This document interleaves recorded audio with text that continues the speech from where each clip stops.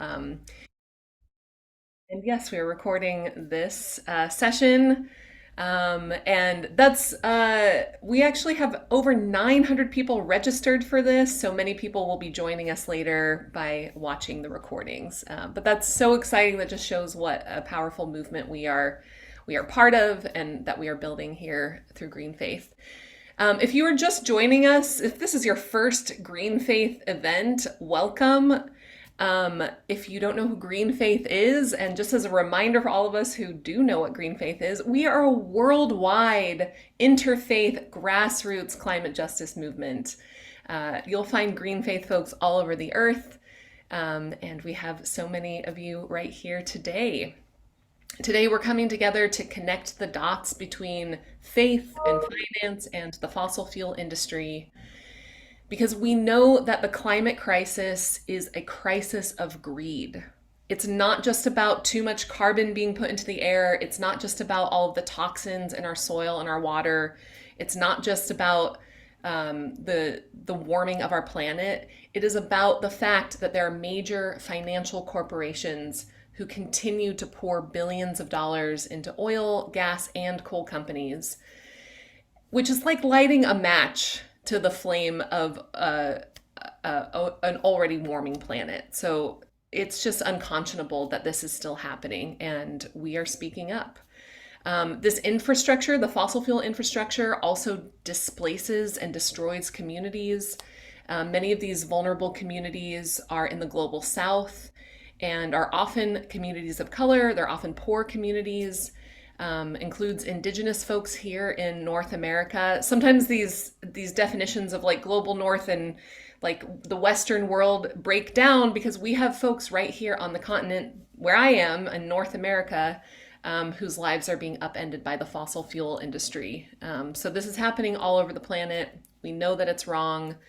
And as people of faith, as human beings interconnected with each other on this glorious planet, we are coming together to say that we know that this is wrong. Today is about community, it's about celebration, it's about taking bold action as a movement rooted in faith, which all of you are a part of. You'll hear from grassroots leaders from Africa and Turtle Island, also known as North America. You'll hear from leaders of many faiths: Jain, Buddhist, Hindu, Christian, Unitarian, Jewish, earth-based spirituality, Muslim, the list goes on and on. I'm sure we represent many of those faiths and more right here in this room today. To center us in this work today, we'll begin with a spiritual moment from Rabbi Arthur Waskow. Arthur is the founder and executive director of the Shalom Center, which is one of our partners for this summit. And Rabbi Waskow is a longtime prophetic voice for Jewish ecological justice. So thank you, Rabbi. Let's see, am I? You are unmuted, we can hear you. Unmuted, okay.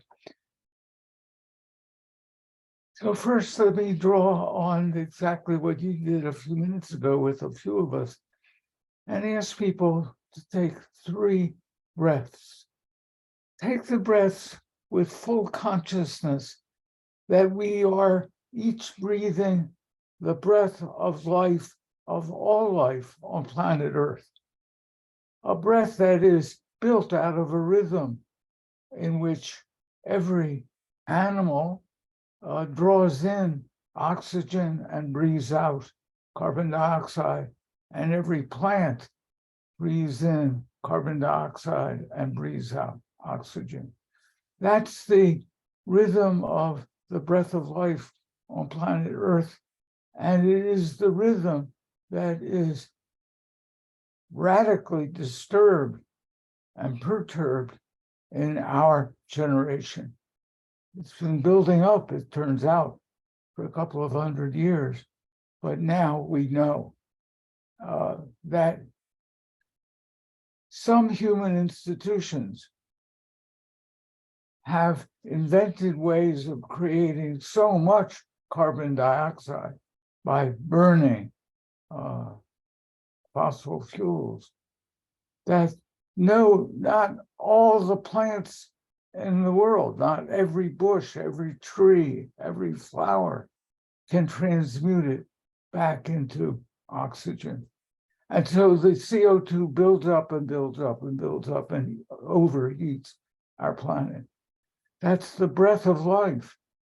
And it's the sacred underpinning of every one of our faiths and traditions. The names we all give, the different names we all give to the sacred, the divine, are all shapings with our tongues and our lips of that breath that we all share right now. So I want to pause and invite you to do 3 breaths with the knowledge, the awareness that we're breathing the breath of life.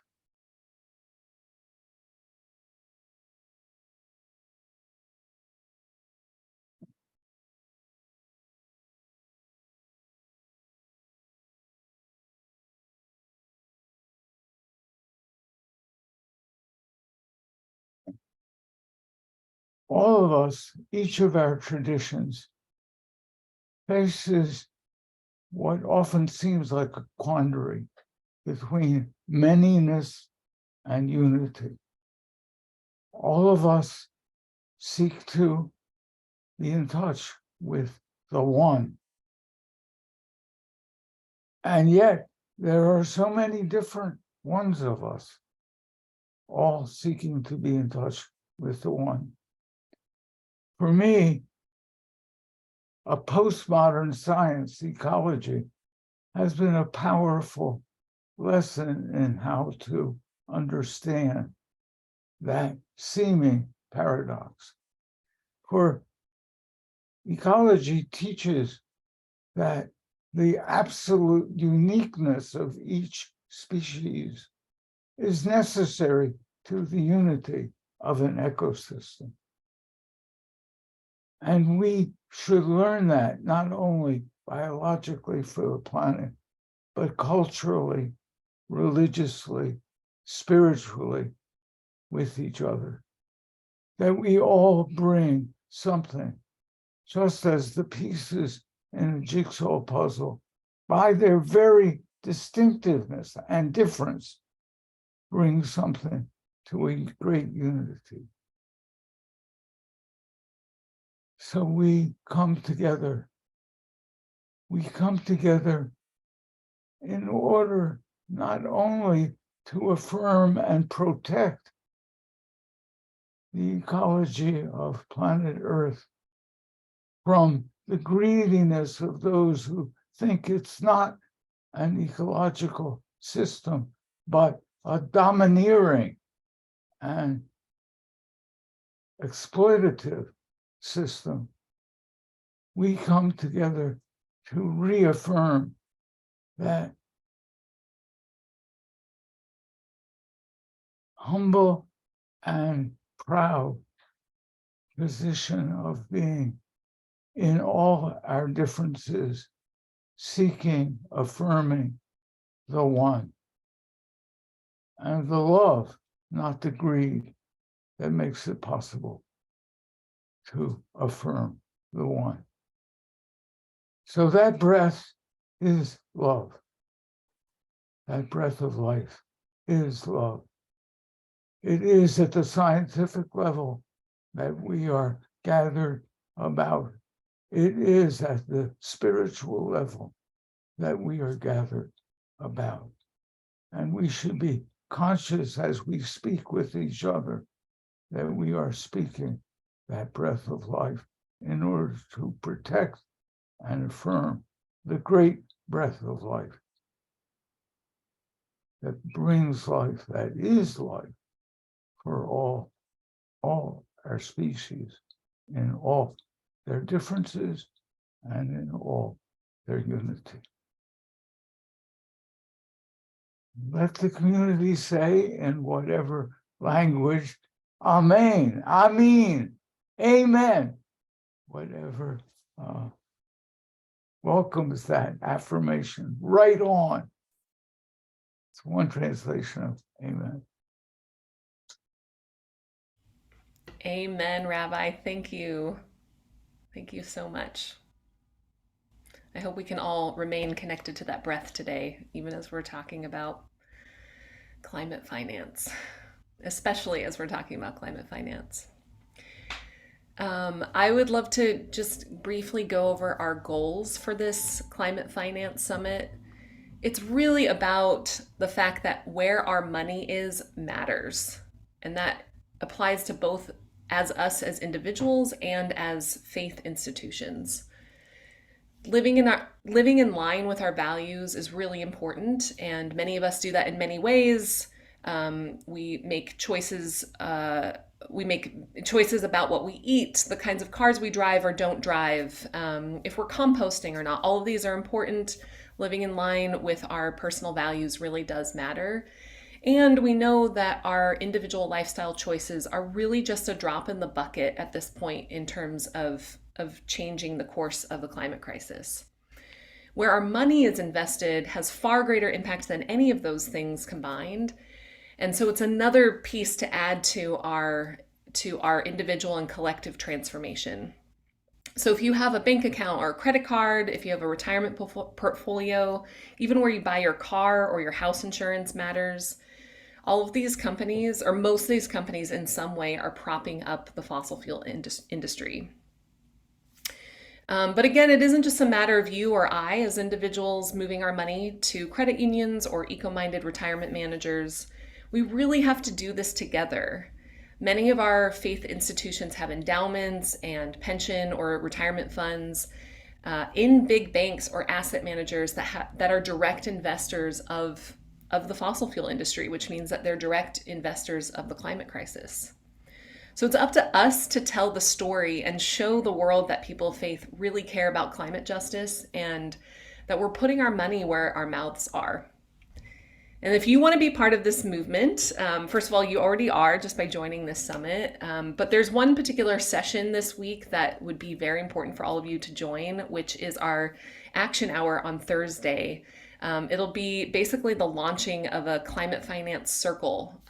Green Faith is organized in circles all over the world. And we're starting a circle that focuses on climate finance strategy. So it's really amazing, important work, and I really hope many of you will join. And just to give you an overview of the week, we're going to share a slide right now and just give you the rundown of the week. And you'll get this information again and again, so you don't have to memorize it or anything. But just so you know, today is the opening session. Yay! Thank you for coming. Tomorrow we have two special sessions. And just so you know, it starts at 8 a.m. Eastern. This one is being hosted by our partners, the World Council of Churches and Laudato Si movement, among other groups. And they're having a special session on saving children's lives, responsible banking survival guide for faith actors and partners. And we'll share that. That's a separate link, so we'll make sure to send that out for you all. Also tomorrow evening, we have, at least evening in the United States, we have spiritual practices for resilience. We will be joined by Earthquaker Action Team and the Mindful Rebels from Extinction Rebellion in New York City. On Wednesday, we'll hear about climate finance on the ground. This is going to be a really, really amazing session where we'll hear from grassroots leaders living on the front lines of fossil fuel infrastructure. Thursday, like I said, we'll have the action hour. And on Friday, we will have values investing for faith institutions endowments. So that one in particular, if you are a person, if you're a clergy or you're a lay leader at a faith institution, if you have some way of helping to leverage influence of where your faith institution is investing their money, that is a good session for you. And just again, we'll send all of this by email. All of the sessions start at noon Eastern, except for the two sessions tomorrow. So again, we'll send out the links and all the times, and all of the links, except for the one tomorrow morning, are this Zoom link. So you already have it, but again, we'll send it out for you. So we want to know who is in the room. There are, how many people do we have now? Over 100 people. Let me see really quick. 126 people in this Zoom room right now, and I know there are so many more who will be watching this. But we want to hear from you all. So we're gonna send out a poll where you can answer your faith tradition, if you, and all of this is optional, I believe, but your faith tradition, your age range, and where are you in the world? Let's see who's here. And I see that many people have been saying hello in the chat, so please keep feeling free to do that. Awesome. Yeah, thanks for responding to this. I'll give you a moment or two for that. So exciting to see all the different people here representing us. All right, let's share these results. A really amazing spread here. Lots of folks. We've got some Buddhist folks, many Christian folks, earth-based folks. And I know some of us are like multiple things, so sometimes it's hard to answer those questions, but maybe you did spiritual but not religious or something else. We've got some humanists here. We've got a Muslim here. Amazing. And we have look at this multi-generational spread of people we've got here. Everyone from 18 to 75 and better. Thank you for that, Abby. Amazing to see that age range. Most of us are calling in from North America. We've got some friends from Africa, Europe, and Asia joining us. Amazing. Again, welcome. Thank you all for joining us. Robert is 80, proclaiming that. Thank you, Robert. Okay, so amazing to see who's in the room. And I want to ask you something else to bring into this room. We know, again, that the climate crisis is a crisis of greed. And these companies that we're naming, Chase, Bank of America, Citibank, BlackRock, Vanguard, they're not just funding the climate crisis, they're actually profiting from it. People are profiting off of the destruction of biodiversity and farmland. They're profiting off of the destruction of people's homes. They're profiting off of extreme weather events, which cause droughts and fires and floods. People are making money off of these horrible things. There's a lot that's at stake. And I don't need to repeat this all to you. You know it. And that's why I want to ask you, what's at stake for you? What is something that you're grieving or you're scared to lose due to climate change? And that could be something in nature, but it could also be fear around geopolitical instability. I sometimes have fear of people losing sight of love and compassion because that's something that sometimes happens in crisis. Although also the opposite happens, but sometimes that's something I'm scared of or feel that I'm grieving. So please share in the chat something that you're holding in your hearts right now. International instability, your grandkids' future well-being. New Orleans could disappear. The onslaught of suffering of people, but also of creatures, more species extinction, the loss of deep beauty, the fragmentation of kinship. Wow. More conflicts, people being displaced from their homes, climate refugees, loss of connection to the planet and other people, especially Black, Indigenous, and people of color. Sarah's thinking of her kid. Barbara's also thinking of her grandchildren. The list goes on. And I know that this is not exhaustive or complete. There's a lot of loss that we are holding with us. Thank you all for sharing that. And I just want to say, whatever you're feeling, and take a moment to notice how this list makes you feel as you think about what you stand to lose, what your grandchildren stand to lose, or what has already been lost. Just notice how that feels. I know that I start feeling a bit of a sinking feeling in my chest. Whatever you're feeling is totally normal. It's outrageous, it's enraging, it's sad. There's a lot of fear. But just for a moment, I want you to take a look at all of these faces here. And if Abby could remove my spotlight so that we can see all of these people on the call and know that we're not alone in this.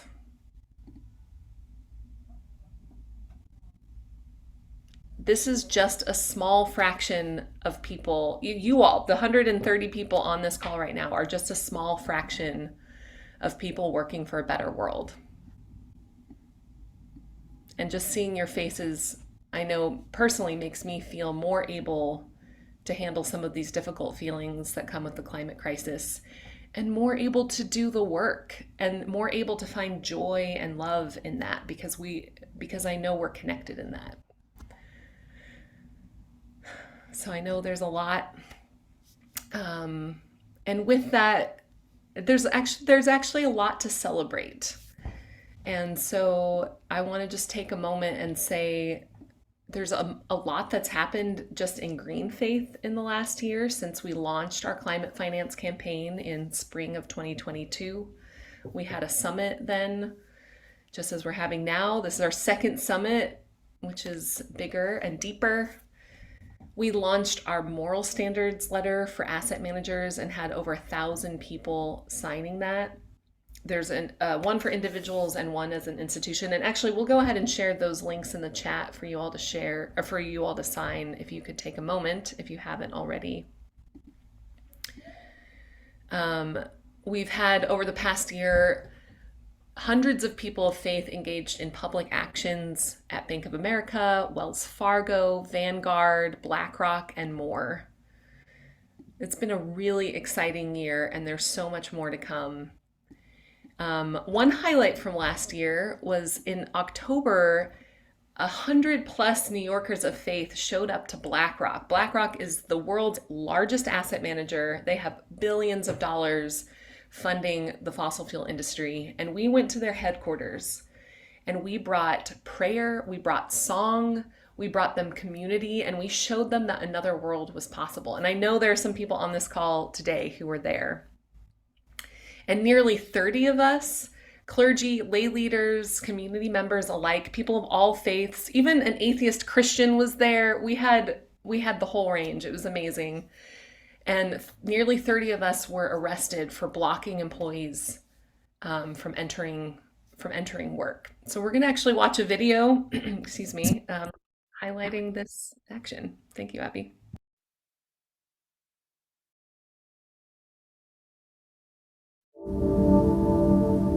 We are here to create sacred space together. People of all faiths, all stripes, all backgrounds. We will march to BlackRock, to the belly of the beast, where vast amounts of money are being poured into destructive fossil fuel companies.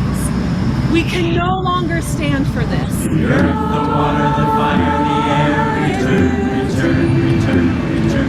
The earth, the water, the fire, the air, return, return, return, return. The earth.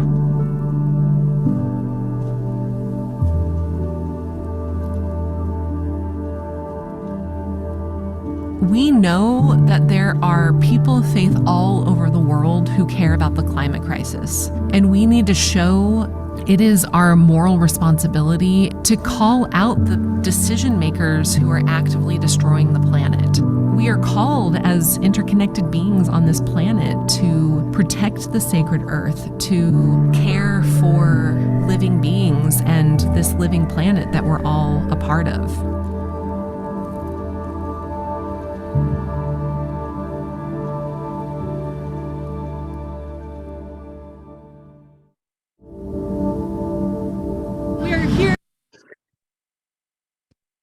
Abby. Oh, I love watching that video. It just brings me back to such a beautiful, powerful action. So I want to know, Will you join us? Will you help us keep growing this movement of faith, people of faith and faith institutions of all religions, all stripes, who are saying that enough is enough? Tell us in the chat, use your reactions. We'd love to know if you feel jazzed about joining us. We'll continue to move our money out of these destructive industries and instead invest in the more beautiful world that our hearts know is possible. We're already here. Thank you, Sarah. We're all in. Yes. So good to see this. Thank you all. So keep letting us know. And I just want to, one more thing I want to say before we move on to our amazing guest speakers is that we are making divesting from the fossil fuel industry as commonplace as divesting from apartheid in South Africa. We want to make it as common as divesting from firearms and tobacco and other things that faith institutions have already divested from. This honestly isn't even new. We've done this before. People of faith have done this before, and we will continue to do it, and we will do it again. So thank you all for being part of that. I'm excited to be in this movement with you all. And with that, I'd like to introduce Professor Atul Shah. He is an expert on the landscape of global ethical finance, and it is a real honor for all of us to learn from him. Professor Atul K. Shah is an accomplished thought leader, writer, lecturer, and broadcaster with a PhD from London School of Economics and has published international books and research papers in renowned journals. His work has been profiled in Forbes, Guardian, Financial Times, Economia, and on BBC Radio.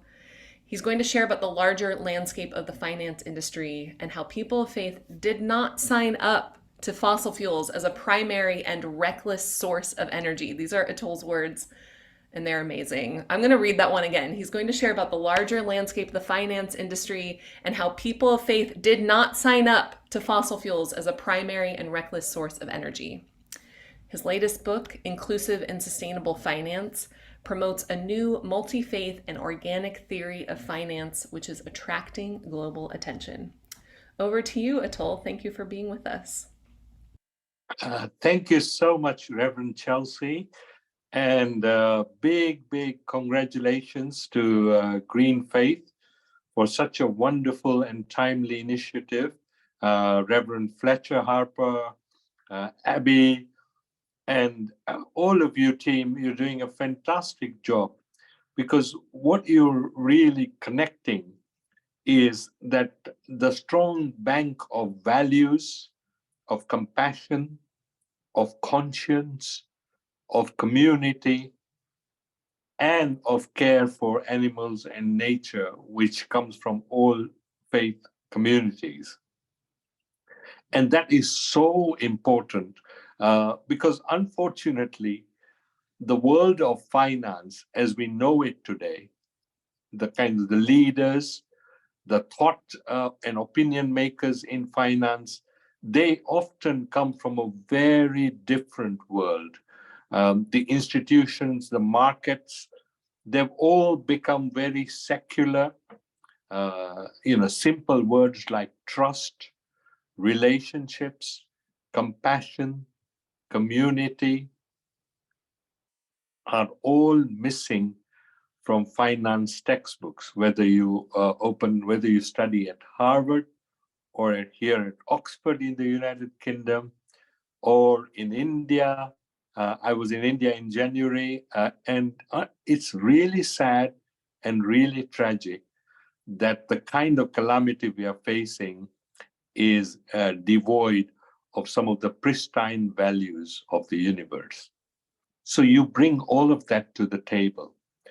Now, what has happened, unfortunately, is that not only has the language, structure, and institutions of finance become faithless, in the process, they've also disempowered people of faith who suffer from the pain of finance, have become disempowered from arguing against it, because the language has been closed, the equations are very selfish and appear to be complex and scientific, but in reality hide some very, very unsustainable assumptions.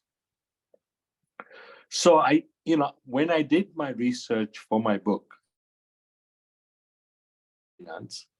it was very hard for me in the early days when none of this was present. But of course, somehow my conscience was still alive, and I kept on asking questions. And this journey of writing this book has taken 30 years because I had to develop that language of speaking truth to power. I love that video you had just now about BlackRock and the amazing campaign that you did at BlackRock, because in a way that symbolizes everything that is wrong about finance today. There is a significant concentration of power, and that concentration of power is unaccountable. Let me give you two very big examples related to this amazing conference and week that you have coming ahead. Science has proven that one of the biggest causes of climate change is fossil fuels and the carbon emissions related to that. Did you know there is only 20 multinational corporations which are responsible for 71% of all the fossil fuel emissions? So if you think about it, there is a significant concentration of power in producing the fossil fuel that is damaging the earth. And that has to be tackled, just as the way you went to BlackRock to tackle the concentration of finance. We have to tackle that. Another massive footprint on the environment is the animal factory farming that has spread all around the world. And here again, you have a significant concentration of financial power, and we create a whole machinery of killing whereby animals are just treated as raw materials in a production process, and using scientific language like economies of scale, we are creating massive warehouses of plunder and ecological devastation and animal cruelty, which has ruined this planet. So these two channels have to be tackled in a different way, because as a faith community, we have influence in terms of our members of our community could be managers of these institutions. They could be investors in these institutions, so we can try and influence it that way. But the third way is the kind of way that we just saw in that video, which is nonviolent resistance and shaming these corporations into acting on these very urgent, practical, and life-saving matters, right? The other way is to expose the falseness of the science. Just to give you an example, capitalism is being taught all around the world as if it is one science and one true religion and one method of wealth and profit maximization. But my research shows, and so have some other people, that when you look on the ground, there is a huge diversity of capitalism. There is a huge diversity of business practices. Some of you listening to this may actually be running businesses or working for businesses. There are so many good businesses on the planet which increase trust in society, which enhance community, which try to provide products and services needed by the locality. Many of them are small. Many of them have sustainability inbuilt into their thinking because they want the business to survive for their future family generations. They think long term. For them, relationships and trust is very important. These are the businesses and these ethical values which should be at the center of the economics and finance textbooks, but they are not. So we need to change that. We also need to directly challenge the stock markets, which have become large gambling casinos, right? Which actually do not bring about any healing of the planet.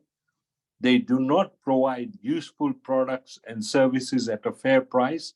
Very often they fester monopolies, they reduce competition, and they promote greed through an engine of expansion and profligation.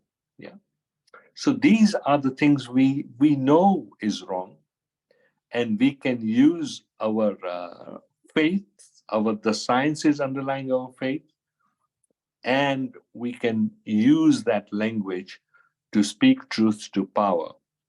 So there is nothing wrong with people of faith going into enterprise. In fact, enterprise is very relevant in building faith communities, growing faith communities, in providing necessary products and services which are healthy, which are nourishing, which are life-saving. We are not against that. What we are against is the factory manufacturing of ilth, not of wealth, of ilth. So thank you, Green Faith. Thank you so much for the wonderful work that you're doing. Long may it continue. Long may it grow and spread all over the world. May it connect such good-minded people, people with conscience, people who have a history of belief, and may you come together to help us heal from this urgent crisis and really tackle the big evils of modernity. Thank you. Thank you, Atul. That was amazing. I found myself just that whole thing. I was just like, damn, damn. Excuse my French. I don't know if I can say that here, but that was really, really powerful. And I just want to say thank you for. I feel a real sense of possibility in what you just described. It's not just like take down the bad things. There's actually like real possibility for people of faith to engage in. So thank you for highlighting that. Thank you. And we're going to have to bring you back to just keep on talking because that was just incredible. Thank you. Thank you. Thank you. I'd love to turn it over to Baraka Lenga now. Baraka is a green faith grassroots leader from Tanzania. He's a climate change scientist and livelihood expert. And he will share his story about how when banks and asset managers finance fossil fuels, his lives and the lives of his community are affected. He's living on the front lines of the East Africa crude oil pipeline in Tanzania, and he's going to tell us a little bit about that. He'll also be joining us on Wednesday. So I thought, we had Baraka on for a moment. Did we lose him? We might have to go to breakout rooms. We've lost him. He's in Tanzania, as you mentioned. So I'll just share this with everybody on the team or on the call. He's in Tanzania where they're having storms, and that has knocked out their power. He's continuing to try to get back on. So the next time he gets on, we will have him speak. Awesome. Well, let's not awesome that he isn't with us right now, but hopefully he will be. But I think it might be a great time we could go into our breakout rooms and do some sharing there, and hopefully Baraka will be back in about, hopefully he'll be back and then we can hear from him. So we'd love to hear from you all about what questions and desires you're bringing into the summit. and also what's one way that your faith supports you and compels you in your work for climate justice. So we're going to go into breakout rooms of about 5 people, give or take, and share with each other. And of course, introduce yourselves, say your name, where you are in the world, and yeah, one question or desire that you have for this summit, and one way that your faith supports you in doing climate justice work. So we might need a moment for the breakout rooms. And we'll have about 9 minutes in the breakout room, correct? Thank you. Yeah, 9 minutes. We'll get that in.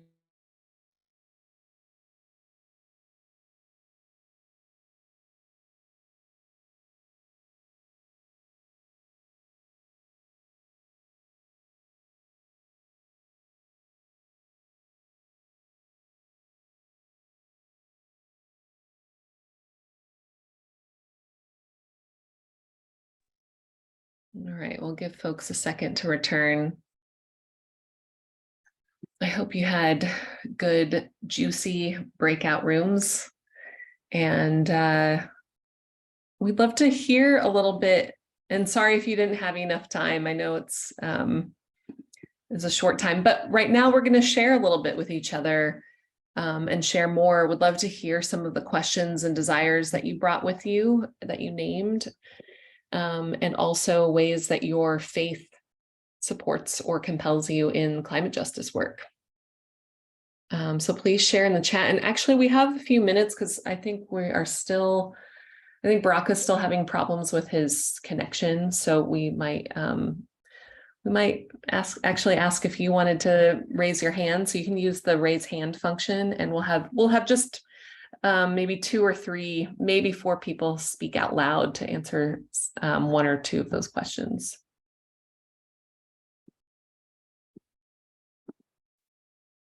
Let's see. Neil, we'll ask you to unmute so that you can speak. Rabbi Michael, whatever you want to say. Yeah, my name is Rabbi Michael Lerner, Lerner, from Berkeley, California. And I have a concern that was raised in our group, and it's how do we win over people who are not yet in this discourse? And my answer is we have to change our discourse. The problem when we talk about capitalism is that it immediately turns off people, or they say, well, it's not all bad. There's some good things we can do there. I think that the language that we should use instead, and I am not in favor of capitalism. I'm in favor of moving to a different discourse. And that different discourse is this, that the bottom line of capitalism is maximizing money and power. The bottom line of those of us who want to transform and overcome the capitalist ethos should be this, that every institution, social change activity, any activity at all that is valuable to the extent that it maximizes our capacity to be caring and loving, able to see other human beings as embodiments of the sacred, and able to then act as though each person is an embodiment of the God energy of the universe. Use that now. That I'll call it a new bottom line. Should be replacing the old bottom line of selfishness, materialism, and looking out for number one. And if we were to talk that way in terms of the core values of capitalism versus the core values of those of us who want a different kind of world, we would be far more successful than trying to work out a way to say, well, there's some good things in capitalism, here's some bad things in capitalism. Forget that. Go to the core values that we are for, and you will find that it's much easier to reach people in the religious world who do share those values and haven't yet quite understood that those values are totally in conflict with the systems of economic systems that run the capitalist world. Well, my esteemed Rabbi Michael is too modest to say this. A few years back, he wrote a book called The Left Hand of God, which became a New York Times bestseller book. It took the basic logic of George Lakoff's how you reframe things, and it took every single domestic and international issue you could think of and framed it in terms of values that go beyond the left-right divide and would reach out to people that have a core of decency in them.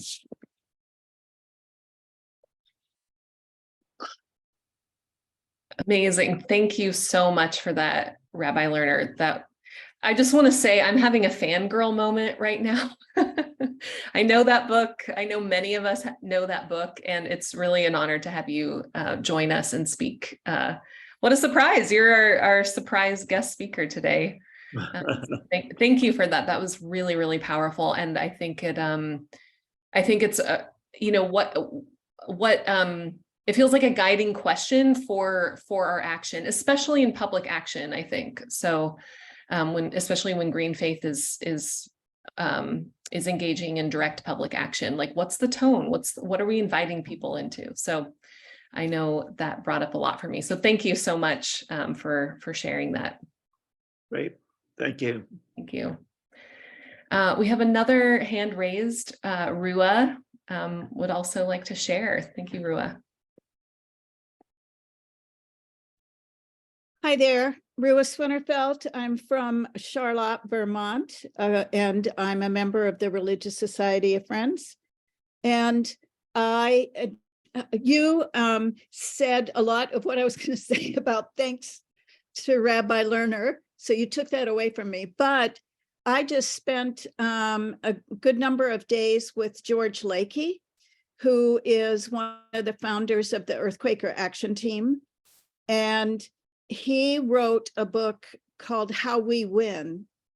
And I really believe what he is saying is that direct action is essential.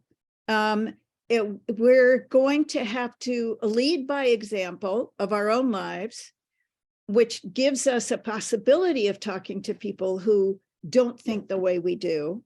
But we have to also be out there in the public. We have to be willing to risk arrest. We have to, if I just finished watching The Movement and the Madman, which is a PBS special about the Vietnam demonstrations and how they shifted things. So we have to put our whole heart, our whole lives, and especially be examples in what we do, walk our talk. Thank you for this. I'm so pleased to be here with so many people, wonderful people. Thank you, Rua. Yeah, thank you for saying what you said. And direct action is definitely one of the prongs. You know, it's one of the facets of this campaign, and a really important part of telling this story. So thank you for that. And kudos to Equate, because Equate's done so much amazing work. They're one of our partners. And we'll hear more from them this week. And I know there are questions coming through, and I see another hand raised, but I just want to say, keep coming to our sessions, because we do have next steps. We do have ways for us to engage in this work and really start making an impact. So please keep coming. Susan, we'd love to hear from you. Hi, thank you. I really appreciate the work of this organization. I've attended a previous conference about divestment. It's really, really important what you're doing. I wanted to ask if you know of any nonprofit banks, because a lot of banks use fractional reserve banking, where a bank only has to have about 30% of the money in order to make a loan. So if they make a loan for $100,000, they only have to have $27,000 in the bank. So that money is then free, it's new money to the bank, it's income as it's paid back. And if it was a community bank, the community could say, hey, let's fund solar installations or roofs or wind installations, and then people could pay that back and generate more funding.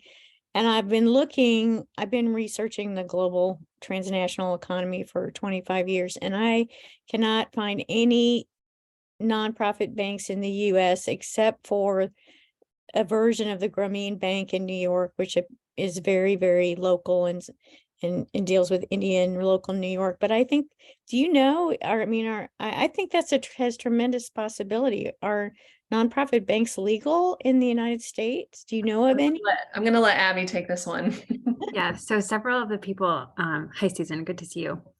Good to see you. So several people in the chat have already lifted up the kind of nonprofit bank system that exists in the US, which is credit unions, and how communities gather together in credit unions to do a different kind of banking. And so that's one of the things that have been lifted up. My credit union runs just like a regular bank, and it's insulated, and you can't. I asked them to call me recently about a list of their investments, and no one ever called me. Yeah. So Liza lifted up something in the chat that I was going to lift up too. It's the bank that I use personally, and that's Amalgamated Bank. They were union begun, and they are fossil free. And that's a really accessible bank. Several other credit unions have been lifted up. We're not endorsing a particular bank on this summit. It is, I will just tell you, it is the one that I use. So if you have other bank suggestions, feel free to put it in the chat. And I don't want to talk for a long time, but I'm just really looking for a bank that is open to the local community and to creating something instead of just operating the way,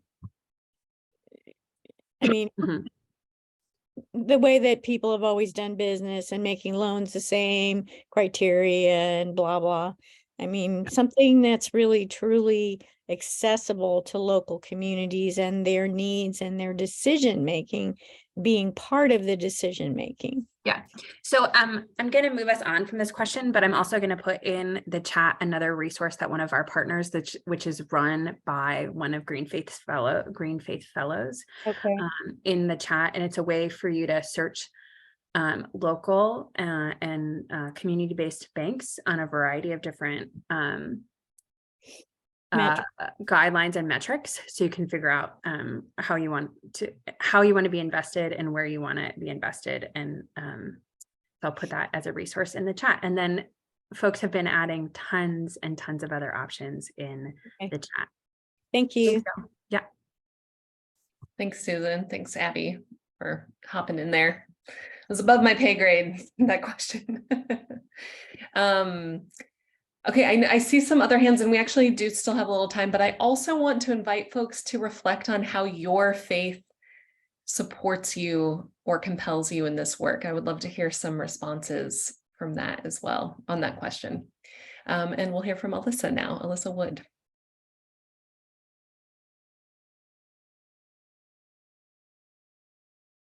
Unmute. Okay, can everyone hear me? Okay, now it just, okay. I was not expecting to be on camera. I'm in Colorado, so I'm a little behind you on the time zone. But I wanted to introduce myself. I was raised by two United Methodist ministers. They were social and environmental justice activists who were ahead of their time in the things that they were teaching me when I was a child. And so I actually, through some interventions through my mom, ended up working for PBS and NPR affiliate in Connecticut, and caught the production bug. I'm a director, writer, producer, and I'm working on a documentary project that is we're forming a 501c3 nonprofit to support our productions. And that's all in process as of 12 hours ago. And we are developing a feature documentary that explores climate change and the environmental impact of the concert touring industry. I've put that message in the chat, but I don't know if you're like me, but I'm having trouble keeping up with all the information in there. So if you'd like to learn more about me and the work that I'm doing, it's meridianlights.us. And if you're curious about the documentary and feel that there might be a synergy there, there's a contact form on meridianlights.us. And thank you all for your time, and God bless you for the work that you're doing. Thank you for sharing. I know Lynn and Sherry both have their hands up, but I'm actually going to transfer over to Baraka because I just saw him come in and we don't want to lose Baraka again. So sorry for the abrupt transition, but it's really important that we hear from Baraka, I think. So Baraka, are you with us? Is it another Baraka? Is it not our Baraka?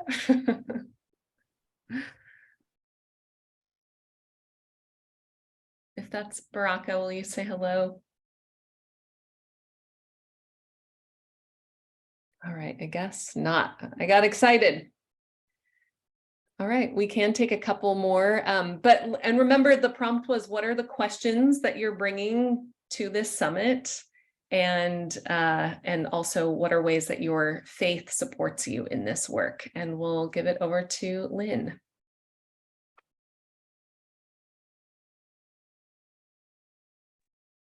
Great. Thank you. Thank you for pulling us all together, Chelsea and Green Faith. It's really wonderful to have all these people here. And, the question that comes to my mind, I've been working on this against the financing of fossil fuels here in Philadelphia with the Vanguard campaign through Equate and with Elders Action Network, is how do we balance both the outrage and the anger we have for these fossil fuel investors, and you have said it so well that it's about greed, and we have to keep noting that, and also raise up, which you also have said so well, the love we have and the values we have that Rabbi Michael Lerner talked about, and you use the word story. And so I just want to say, I think it's really critically important that we all tell a story about, hey, I went to this summit today and there were all these people and they were talking about this. And did you know that our investments are doing this? And isn't that friggin' outrageous? And then get the conversation going, because that's the way you build a movement, and a movement based on values and our concern and love for the world, as well as our outrage. So thanks for all the work you're doing. Thank you, Lynn, also one of our partners here, but thank you for lifting up the tension that you just did about our values and also calling out the bad actors. And yeah, thank you for that. Okay, Sherry.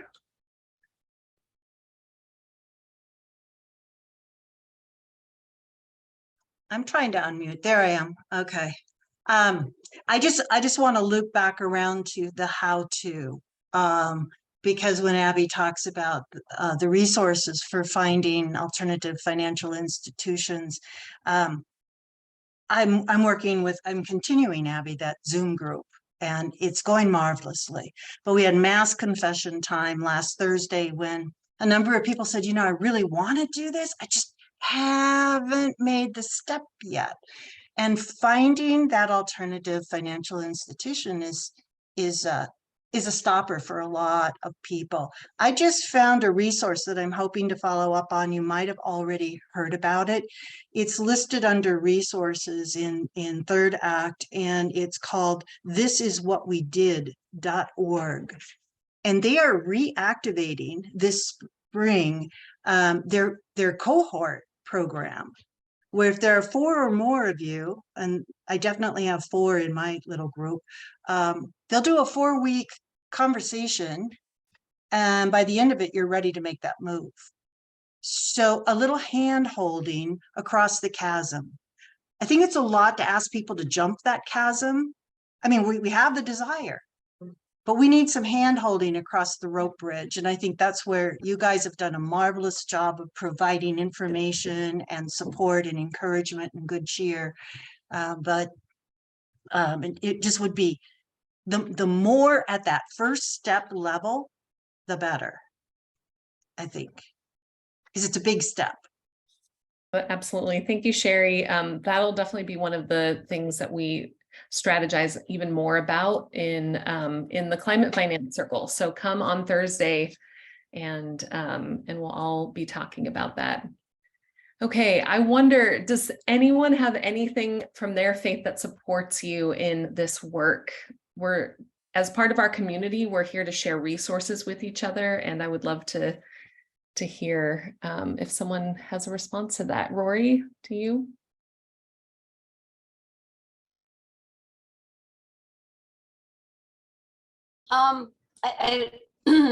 This is not a direct answer to the question of a resource, but one thing that I think that we're coming around to, at least I'm coming around to, and a few people in my community, is how do we communicate in a way that's compassionate and understanding that we are all in the system together.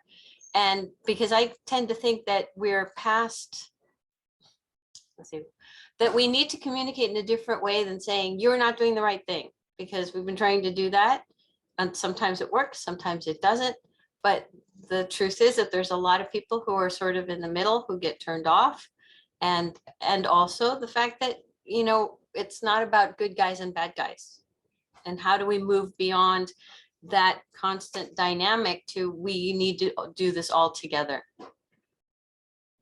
Yes, thank you, Rory. Really appreciate you reiterating that for us, really naming that. Okay, what are some resources? We'll go to Leah and then Jean and Abby, and then we'll move on.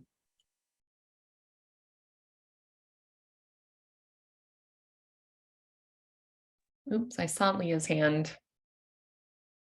Leah, Maybe. could you raise your hand again?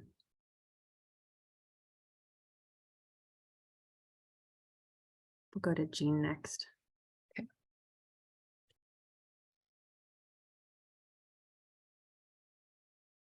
Okay, this is Jean from Portland, Oregon, and you know, I think each of us in our various faiths probably have a character in the stories. Can you hear me? Yep. Okay, got it. I just got a little warning. Each of us have someone in our stories that demonstrates charity and not greed. And for me, that person is Jesus. And notoriously, Jesus turned over the tables of the money changers.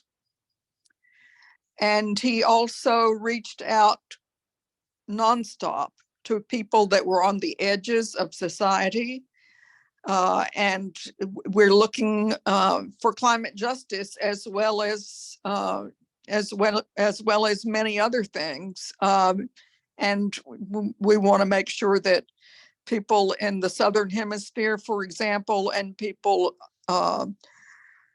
living in polluted areas are supported.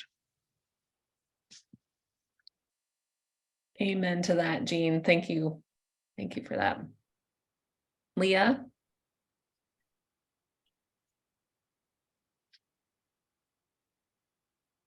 Oh my gosh. Okay. Sorry, I was clicking on the button last time to unmute myself, and then I was not able to. So now apparently I am. Anyway, real quick. My teacher is Domio Burke, and she feels very passionately on this topic. She comes from an ecology background. She's given Dharma talks on the subject of ecology and interbeing and interdependence. She has a climate related podcast, and it's called Climate and You. And I will put the link in the meeting chat. It is useful for when the leader of your congregation is so motivated and is in the I'm going to educate everybody about this topic seat. So anyway, it might be a useful podcast because it does address at least how Zen Buddhists face this truth. So I'll put it in the chat. Thank you. Thank you for that resource, Leah. That'll be a beautiful one. Okay, we don't have any more time for sharing, but I did see that Sally's hand was up, so maybe just Sally really quickly, and then I'll hand it over to Abby. Okay, UJEC realized we had a lot of money in a bad bank. We took some of it and found a community bank in Chicago where our treasurer is that had decent ethics principles. You know, we kicked some tires and moved money into a CD there. We still have some in the bad bank, but you know, we're working on it. Check.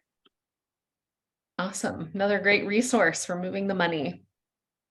Thank you, Sally. All right, Abby. Yeah. Hey, Rose, could you share your screen?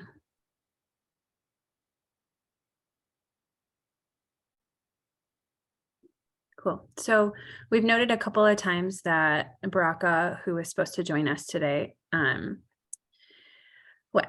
able to because of storms that are getting worse in Tanzania because of climate change, is impacting his ability to connect to the internet and to electricity, which is an energy infrastructure issue. So I just want to invite us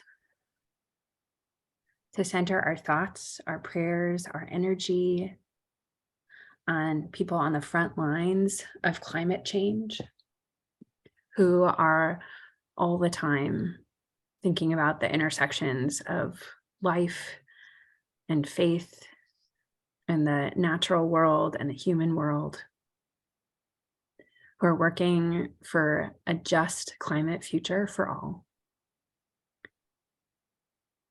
Just take a deep breath, pray, send energy, and I'll bring us back in about 30 seconds.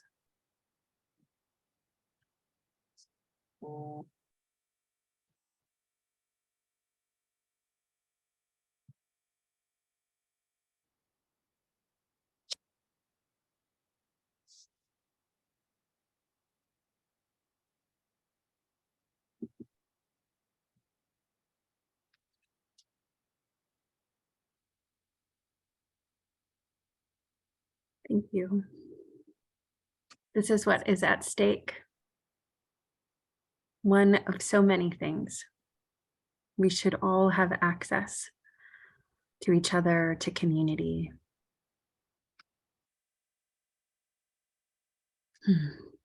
Back to you, Chelsea. Thank you. Thank you, Abby. Thank you. So we have more to do with each other.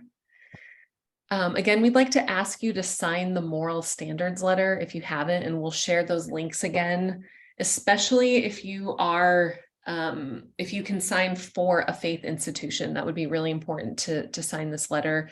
And you know, we'll continue to get signers to these letters and deliver them to asset managers. We actually delivered them to BlackRock in October, and we will keep doing so. So it's important to keep having, you know, growing the list of names there.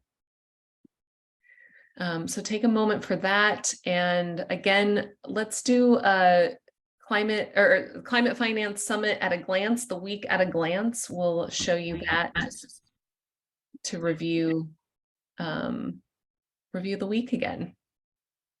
Oops, let me close. There we go. So again, today was the opening session. Can you all see for some reason, it's not showing the whole slide on my screen. Abby. Oh, it was like technology gave up on us. So just one moment, please. Technology likes to do that sometimes.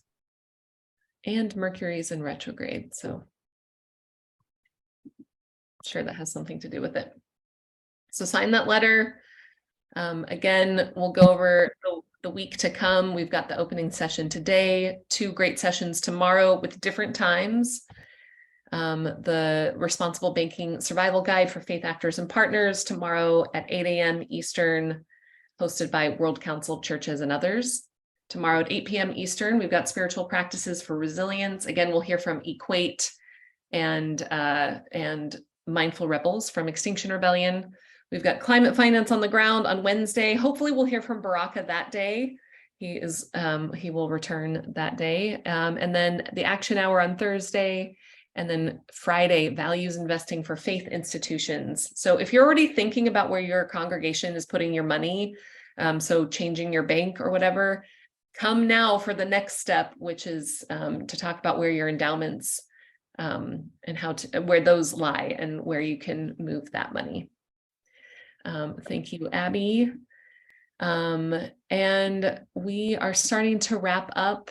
I don't know about you, but I'm so excited for this week. And so it excites me to look at that list of the week ahead. Okay, before we wrap up with a song, which I think most of our sessions will end with a song this week. So we will keep on singing together as a community. I would love for you all to do us a favor and take 2 minutes to fill out a 2-question survey, because we just want to know how this session was for you and what you would change about this session so that we can keep on learning and growing together and hearing what you all need. So we're dropping that link in the chat. Again, it'll take 2 minutes. So I'll give you 2 minutes to fill that out right now.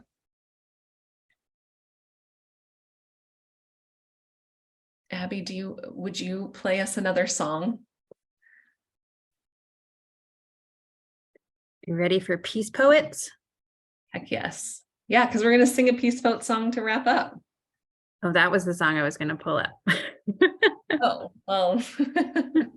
I just thought as people were filling out the survey, we could have This Little Light of Mine again or whatever, but I put you on the spot, so no pressure.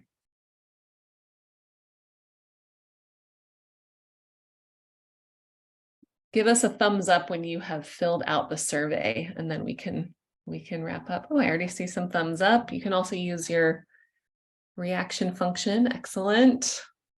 Thank you. There is a chat right above your message, Leah. There's a link that Christina put into the chat with this message. Please out. Yep. And Abby just put it in again.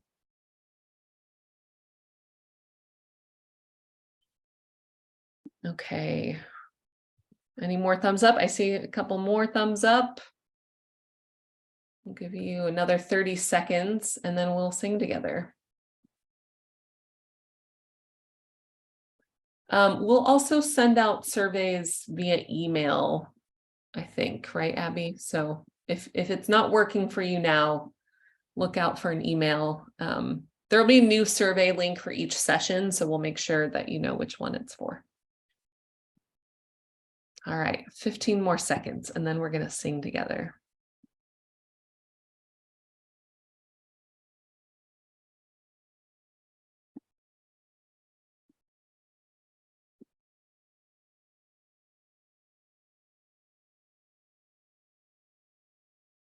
Inch by inch and row by row. Excellent. Okay, are you all ready to sing as a way to celebrate and send each other off? Oh, we'll sing along with the video. Excellent. And Christina will share the lyrics in the chat.